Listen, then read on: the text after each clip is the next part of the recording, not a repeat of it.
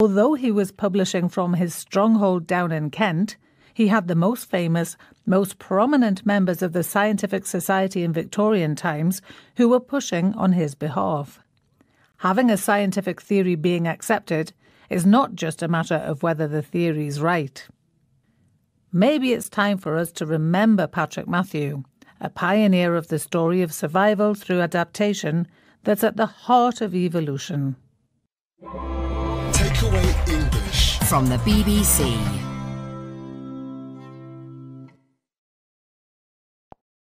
This is a download from BBC Learning English. To find out more, visit our website. Takeaway English from BBC Learning English. Have you ever taken a sickie? If so, what did you say to your boss? It seems many people in the UK like to blame their pets for their absence. One person said they couldn't come to work because their rabbit was missing. Perhaps that was a white lie. This next one, though, sounds more like a porky. A worker said that he couldn't come to work because he had to take his dog to the vet. This might seem reasonable, apart from the fact that the man told his boss his dog was dead as a previous excuse for skiving off. If you've ever worked as a teacher, you'll know that children can be very creative when it comes to excuses for not doing their homework. Once again, it's popular to blame pets. According to a BBC survey, almost 10% of excuses involve pets eating the assignment. The dog ate my homework is a legendary excuse. No one is sure if a student has ever really used it. But it's not just workplaces and schools which attract fibbers. People caught claiming welfare benefits illegally have also tried to con the authorities. A husband whose wife was working while also on the dole said that he didn't know she had a job because he was always in the garden shed during working hours. There are many more ridiculous excuses people have made for not doing the things they were supposed to do, but there isn't enough room on this page to fit them all. And besides, I can't carry on because the cat's eaten my keyboard. What about you? What's your excuse? Takeaway English from BBC Learning English. This is a download from BBC Learning English. To find out more, visit our website. Takeaway English from bbclearningenglish.com. On the 17th of November 2007, a man was jailed for producing works of art. Why? Because the sculptures and artefacts Sean Greenhalgh made were fakes. Fakes that had conned museums and galleries out of over £500,000. Sean had left school with no qualifications, but tried his hand at a wide range of crafts, from watercolour painting to sculpture. The young Greenhalgh hoped to make it as an artist himself. His pieces were not admired, however, and he turned to forgery. He ended up creating a cottage industry in his garden shed, with the help of his family. If the son had a talent for art, his father, George, had the gift of the gab and approached potential buyers. He came up with detailed stories about how he had found artworks which had been lost for generations. In 2003, they sold a 50-centimetre statue called the Amarna Princess to Bolton Museum. George claimed his own grandfather had bought it at an auction in 1892 at an aristocrat's home and had papers which appeared to back up his story. After talking to art experts, the museum paid more than £400,000 for the statue. The successful scam made the forgers grow bolder. But when they approached the British Museum with some more fake artefacts, an expert spotted mistakes and tipped off the police. After 18 months of investigations, the police knocked at the family's door. They were surprised by the Greenhalghs' humble home. Where were the riches of successful criminals? The police concluded that Sean was motivated by a resentment of the art market and by a desire to deceive art experts rather than by money. But how did he manage to fool so many experts? Irving Finkel from the British Museum says the family produced things that, in a way, we were looking for already.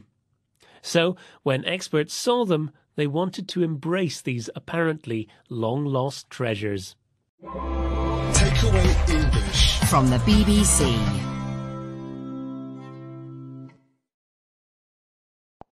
This is a download from BBC Learning English. To find out more, visit our website. Takeaway English. From the BBC.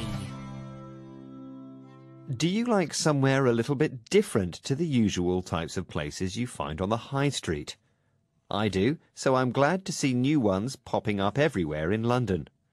The so-called pop-up shop is a temporary arrangement. In the aftermath of the financial crisis of 2008, many businesses had to shut down. Shops, warehouses and offices were left vacant when they stopped trading. Pop-up entrepreneurs occupied some of them quickly. For them, the appeal of this temporary shopping concept is clear. They can start a business with much lower risk. The temporary nature of a pop-up gives the opportunity to test a product and develop a customer base without being tied into a long-term renting contract. Being small makes it much easier for pop-ups to expand if they are successful. Pop-up shops first appeared in the UK in the early 2000s, with the economy booming. They were originally a way for small niche companies to rent retail space in great locations. This was while landlords who owned these spaces looked for permanent tenants. Pop-up shops can take a number of different forms. They might be temporary shops in the high street or a shopping centre. They might be simple market stalls. They could be based in some kind of transport like a food truck, or they could be run by people who visit different establishments, like travelling chefs who take over pub and restaurant kitchens temporarily. According to a 2014 report by the Centre of Economic and Business Research, the pop-up industry was worth £2.1 billion and is expected to grow by 8.4% this year. Almost anything that can be on a high street can also be a pop-up. There have been pop-up shops, art galleries, theatres and restaurants, amongst others. In an age of fast-changing habits, the pop-up idea might be here to stay. Takeaway English. From the BBC.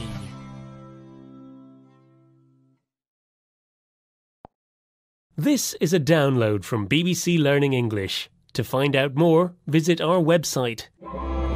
Takeaway English. From bbclearningenglish.com. Go home and shut all the windows, because Abigail is coming.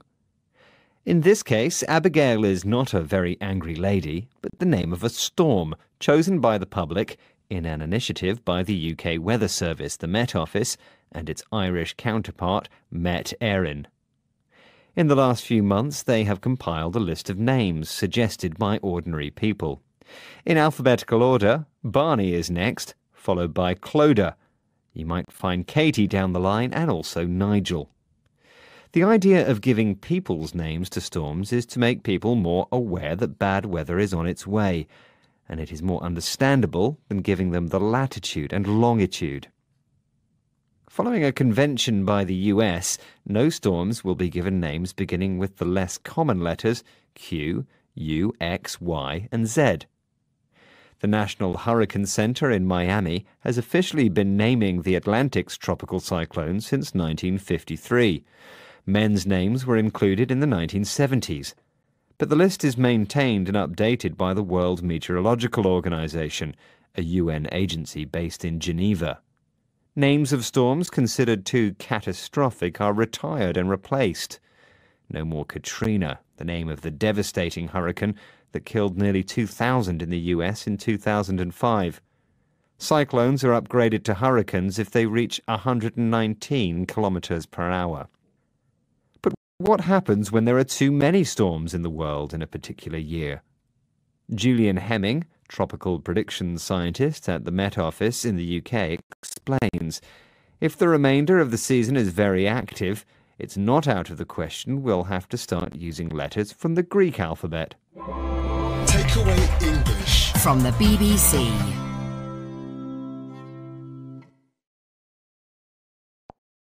This is a download from BBC Learning English. To find out more, visit our website. Takeaway English. From bbclearningenglish.com. Exam day. What do you do? I take a ring my grandfather gave me to the exam. It's a reminder of his affection and gives me a sense of security and calms my nerves. My brother makes a fuss about wearing his green underwear. He's not alone in placing his hopes in a garment. 1 in 3 students admitted to wearing good luck underwear to try to boost exam chances, according to a poll for pen makers BIC. The same poll suggested that 60% of students change their diet before a test in the hope that it can increase their brain power and memory. Oily fish and fruit and vegetables are at the top of the list. This is good as long as you don't stuff your face with junk food all year long and decide to go healthy just for the exam. Making the extra effort to succeed is good, but if you haven't put in the hours of study, nothing will help you. Patrick Wilson, former teacher and founder of a private tuition firm, says, "The best way to feel truly confident and help beat that stomach-churning exam angst is to prepare for each exam in advance, making sure you have a dedicated structure for your revision schedule." Wilson helped to create a guide for avoiding the last-minute jitters. It advises the revision timetable to start up to 10 weeks before the exam, dividing learning into chunks. Don't overload yourself. Students should also give themselves regular rewards and breaks during revision. People learn things in different ways, and this should be taken into account. I learn better by reading things out loud. Some colleagues believe colour coordinating notes according to subject can produce good results too. But there's a consensus against spending the night before the exam studying. If you don't get enough sleep, not even good luck underwear will help you pass the test. Takeaway English. From the BBC.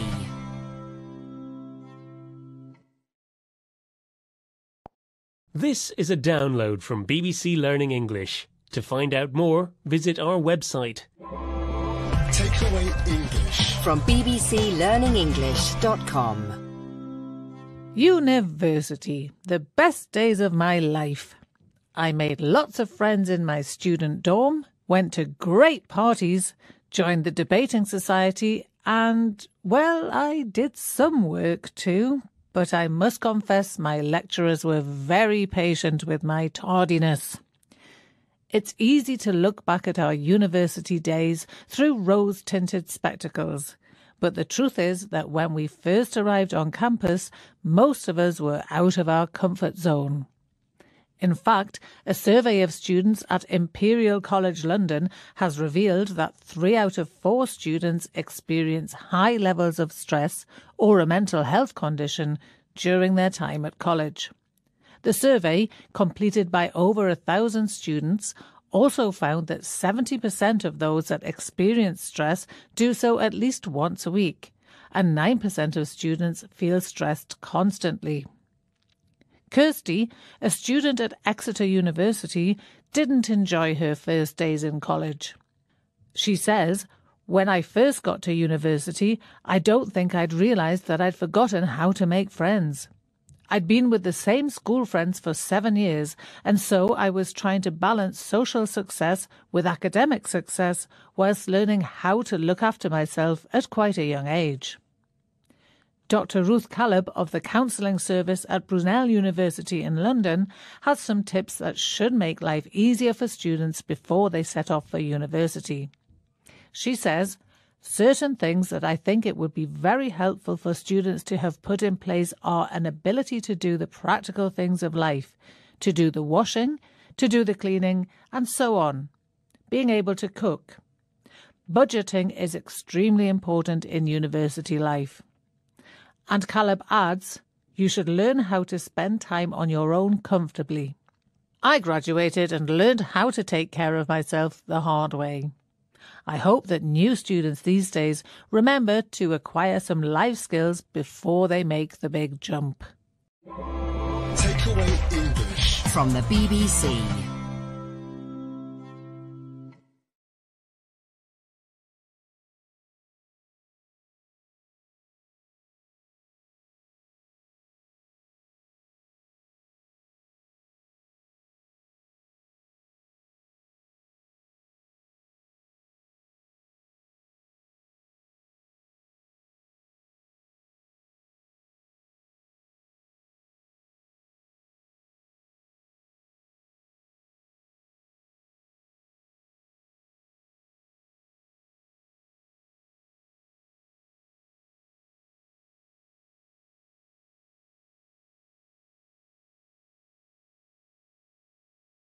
This is a download from BBC Learning English. To find out more, visit our website.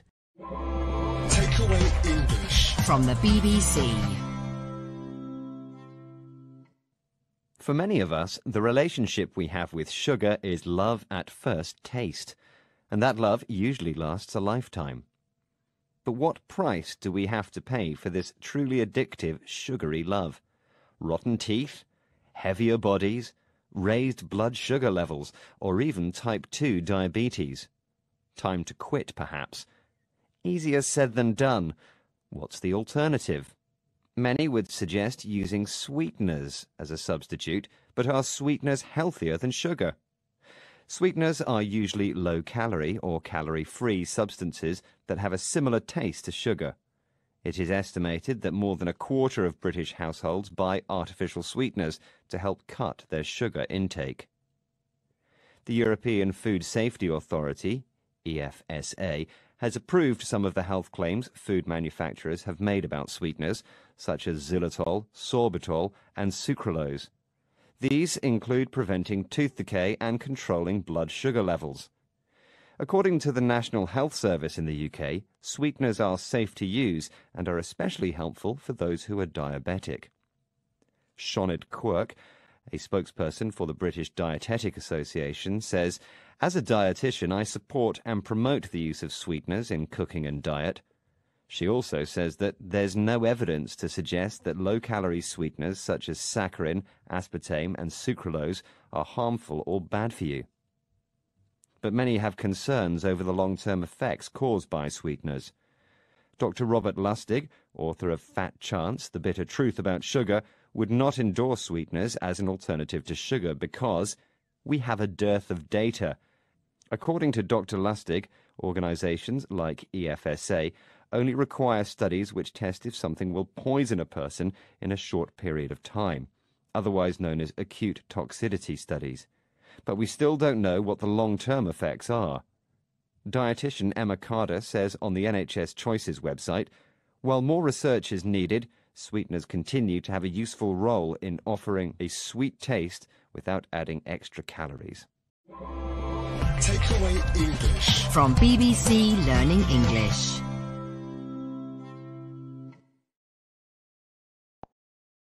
This is a download from BBC Learning English. To find out more, visit our website. Takeaway English. From bbclearningenglish.com.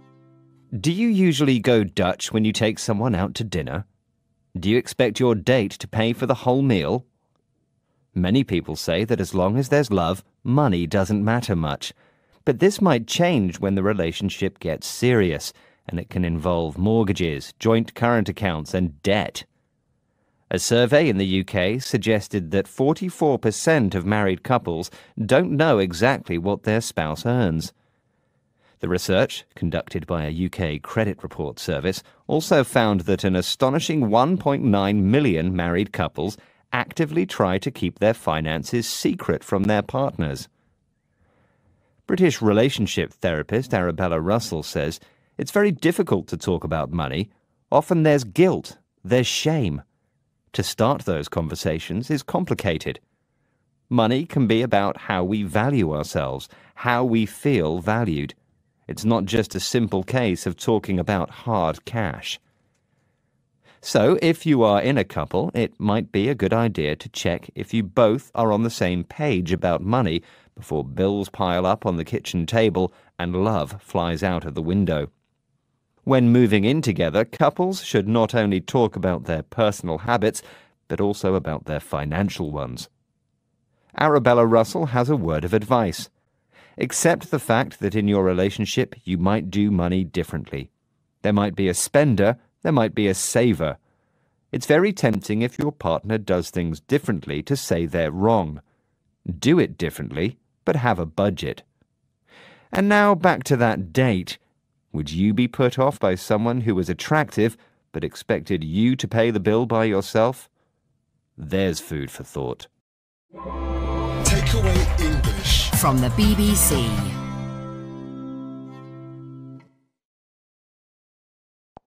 This is a download from BBC Learning English. To find out more, visit our website. Takeaway English. From bbclearningenglish.com. Chat shows are the staple of late-night entertainment TV in many countries. The US has some of the most famous hosts, and the shows are syndicated worldwide. Jon Stewart does comedy. Oprah Winfrey goes for heartfelt conversation. But what makes a good interview? Is it catching the guest off guard? Will they reveal something more personal, some juicy gossip that will have us chatting away on social media?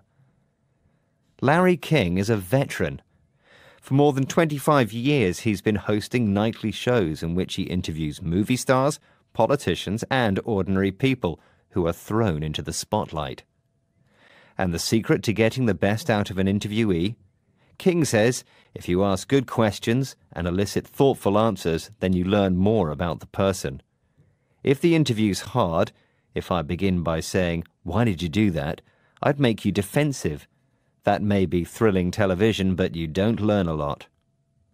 King adds that he's learned that the more he draws back, listens to the answers, and cares about the guest, the more he gets from the person. You make the camera disappear, he says. Another thing Larry King does is ask open questions.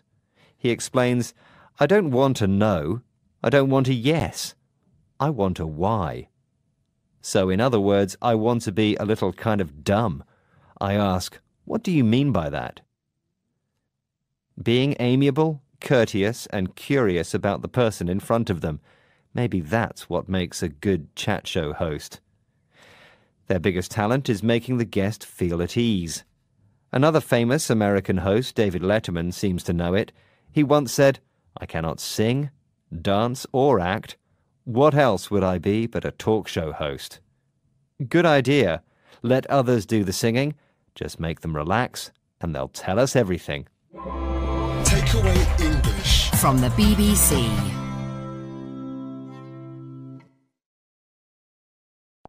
This is a download from BBC Learning English. To find out more, visit our website.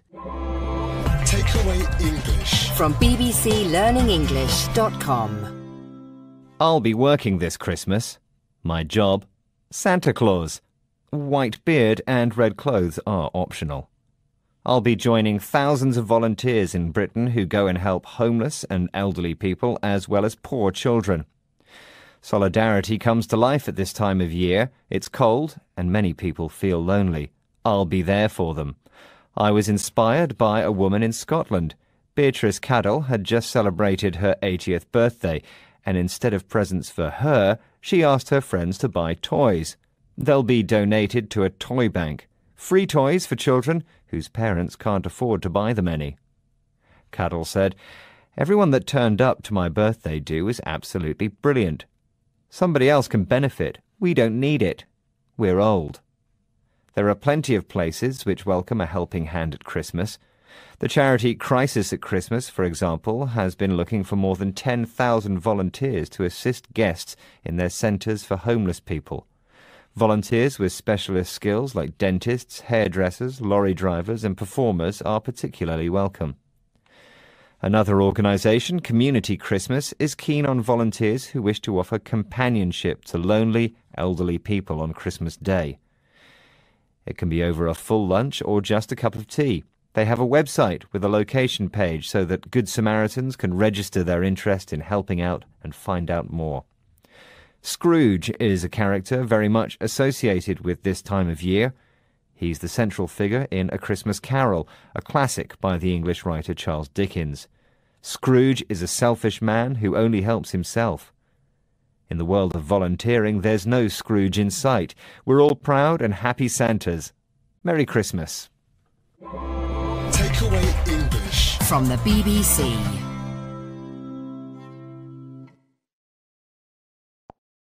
This is a download from BBC Learning English. To find out more, visit our website. Takeaway English. From bbclearningenglish.com. Bored with your life? Dreaming of something different? When I feel like that, I look up and wonder what life would be like 400 kilometres above my head. That's where the International Space Station orbits the Earth, with 6 astronauts living and working on board for months at a time. How do they sleep?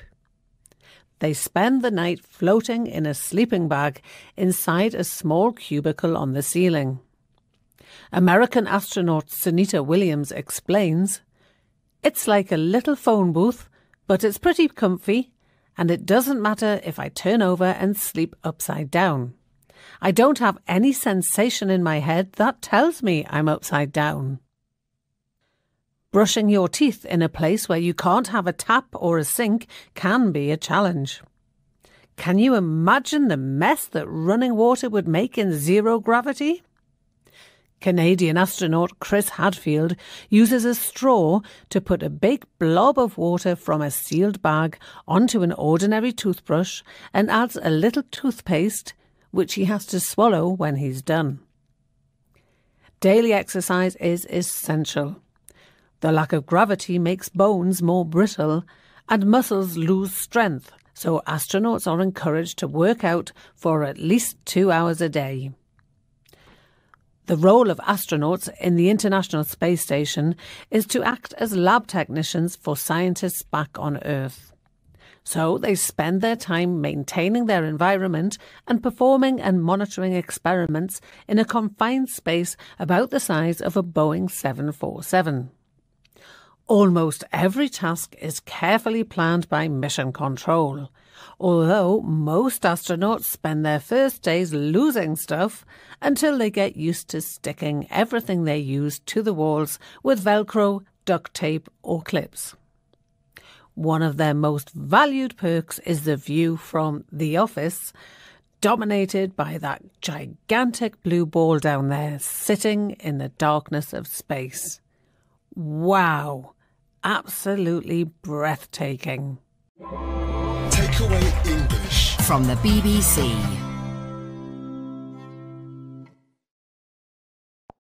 This is a download from BBC Learning English. To find out more, visit our website. Takeaway English. From bbclearningenglish.com. In Britain, it's bottoms up from the week before Christmas until the last firework explodes in the sky announcing the new year. The last Friday before Christmas, popularly known as Mad Friday, is one of the busiest periods for the country's pubs and clubs. But it's not just the bars that get busy. Ambulances and A&E departments around Britain get packed out too. Head injuries, cuts, falls. It's easy to end up hurting yourself or others when inhibitions and composure disappear and your head is spinning due to alcohol. Revellers have been warned by the health authorities about the dangers of excessive drinking, but indulgence seems to be part of the festivities for some. The charity Alcohol Concern is running a campaign of abstinence by encouraging people to have a dry January. Jackie Ballard, the charity's chief executive, believes the initiative has been successful in recent years. She says more than 2/3 of people, even 6 months later, are drinking at reduced levels, having had a month off booze. But also a study has shown the impact it has on people's health, reducing their blood pressure and blood sugar levels. The study by the University of Sussex followed up nearly 900 participants in Alcohol Concern's Dry January campaign and found out that 72% of them had kept harmful drinking sessions down and 4% were still not drinking. Fears that a booze-free month would cause people to binge drink the next month didn't materialise. Moderation seems to be the key to everything. The official recommendation for women is not to regularly drink more than 2 to 3 units of alcohol a day. That's no more than a 175 millilitre glass of 13% ABV wine. The limit for men is 3 to 4 units of alcohol, no more than a pint of 5.2% ABV lager, beer or cider. Takeaway English. From the BBC.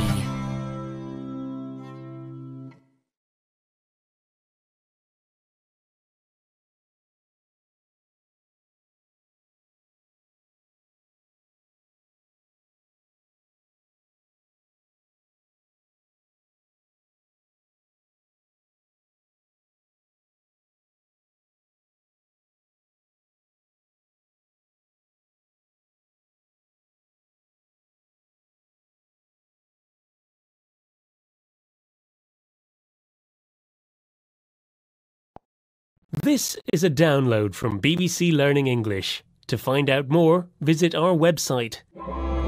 Takeaway English. From bbclearningenglish.com. Does my bum look big in this?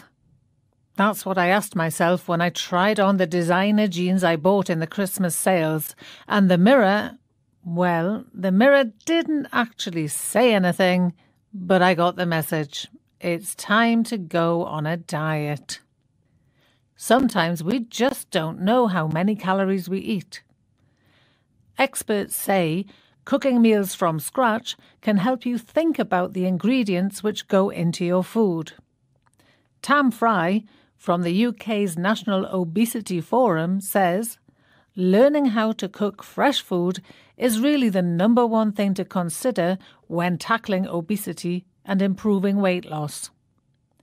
If you can't cook, Fry recommends that you be more aware of what you put in your trolley when you go to the supermarket. He points out, people don't read food labels. At government level, making the labels easier to read and understand is key. But just looking at how many grams of sugar is in something is really important. Some experts believe that a good way to reduce your waistline might be to start by reducing the size of the plate you eat from. Research has suggested that people eat most of what they serve themselves, so big portions lead to overeating. A study by Dr. Brian Wansink from Cornell University, US, claimed that reducing plate size from about 30 centimetres to 25 centimetres typically results in 22% fewer calories being served, as the smaller plate makes a normal serving seem more filling. However, once plate size went below about 24 centimetres, people begin to realise they're tricking themselves and go back for seconds and thirds. I think I'll keep my current plates for now. As for me, nothing beats an inspiring image on the fridge door, a picture of my lovely jeans, with some wise quote as a caption. As supermodel Kate Moss once said, nothing tastes as good as skinny feels. No more big bum for me. Takeaway English. From the BBC.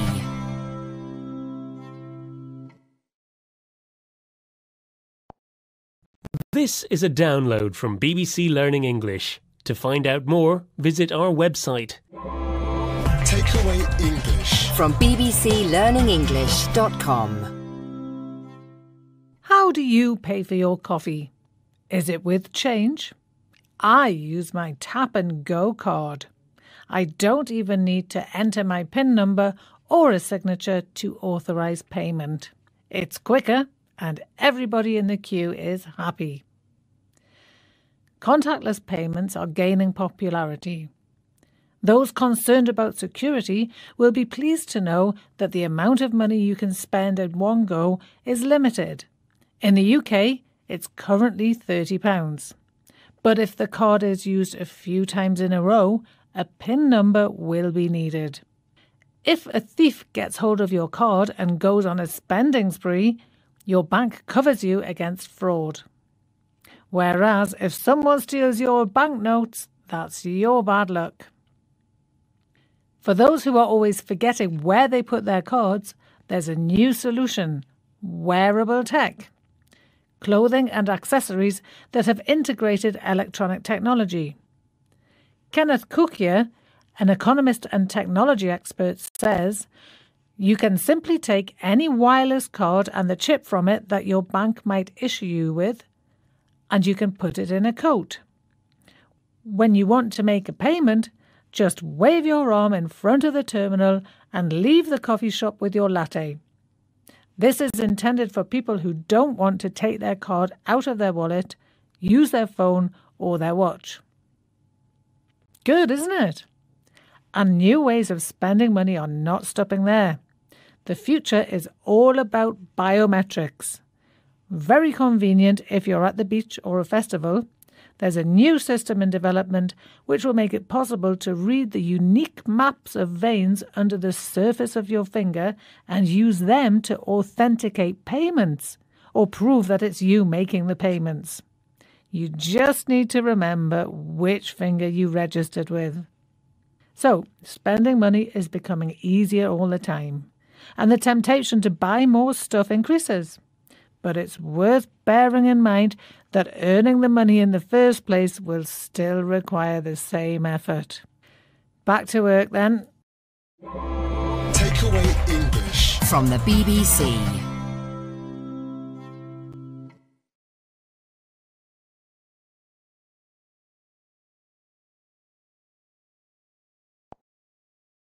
This is a download from BBC Learning English. To find out more, visit our website. Takeaway English. From bbclearningenglish.com. We all hear about foreign actors making it big in Hollywood. But many acknowledge that they were shaking in their boots the first time they were waiting for the director to shout, "Action!" Spanish actress Penelope Cruz, star of Zoolander 2 and Vanilla Sky, is a respected actress with a Hollywood career. But she hardly spoke any English when she was cast in her first role in an English-language movie in 1998. In a candid interview with the US broadcaster CBS, Penelope admitted, "I would lock myself in the bathroom and cry because I didn't understand what was going on the set, because I didn't understand everything that the director was saying or what the other actors were saying." Closer to home, we have the example of Ziyi Zhang. She gained international acclaim in Memoirs of a Geisha and Crouching Tiger, Hidden Dragon, and received many nominations for awards. What's helped her to learn English? Well, she says she listened to Eminem songs, and as she learned the language, she realised how rude the lyrics were. But when it comes to acting in English, nobody has a more colourful story than Austrian Arnold Schwarzenegger. He had to be dubbed at the beginning of his career because nobody could make out what he was saying. In his next film, he played a deaf mute. The bodybuilder turned actor claims his accent has softened, but he keeps it thick on purpose. "It's become such a big part of me that people really enjoy it," says Arnie. He's aware of the irony when he tells us, "The very things that they said would make it impossible for me to be successful in acting were the things that became my assets." Yes, the complicated name, the thick accent,